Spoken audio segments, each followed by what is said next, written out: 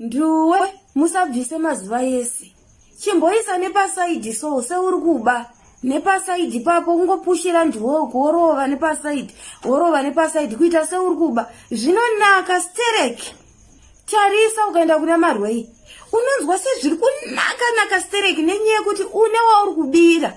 Une wauri kuchita. Kakuchita ikako kanokontributa kamwe kakunakira. Saka iwewe nduwe usaibvise. Imboipushira uku. Ngaapfeke nduwe yake oipushira uku.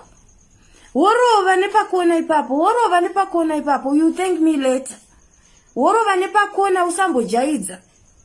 Achibika pastovu paya. Ngaambodzima stovu ombobatirira pastovu ombokotama.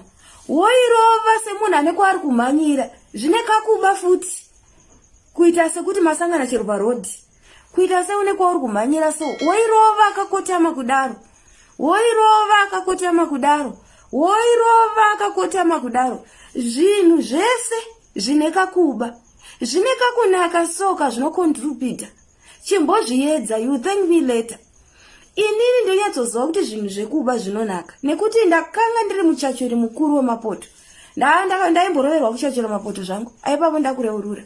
Saka kakuba kai kanokontributa kamwe kapercentage kekunakirwa. Unonzwa kunga asi wako mukadzi wamazivese. Ngeumwe mukadzi munyowani wawasangana naye. Bepa riya. Chimboripfeka futi. Waripfeka. Wobva watora nduwe woipushira kusaidi wopinda nepakona. Worova. Nebepa iroro woibhura. Nepasaidi popaya. Wapedza. Chimwe chichadiwa chipapo. Apasina kana chimwe chichadiwa kana 1. Zvatoendeka so. Saka chimboita marecipe iwayo ari matatu. 1. Kuirovera nepasaidi. Ichipinda nediviso, ichikweshera. 2. Wombokotamisa munhu pastovu kukicheni. Vana vasipo iri weekend kana kuti vana vaendepi chero iri weekend vana ngavatoenda kuchechi. Imboita iyo nguva yenyu muri vaviri vana vasipo. Zvineka kuwedzera rudo so. Achibika paya.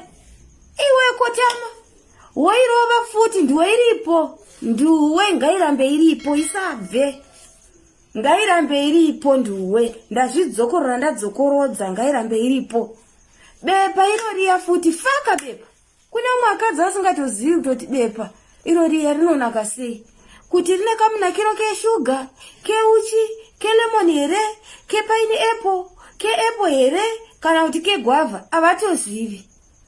Saka hapana zvinombonyadzisa nemukadzi wako kuti momboti mai mwana nhasi ndauya nebepa. Zviri murudo.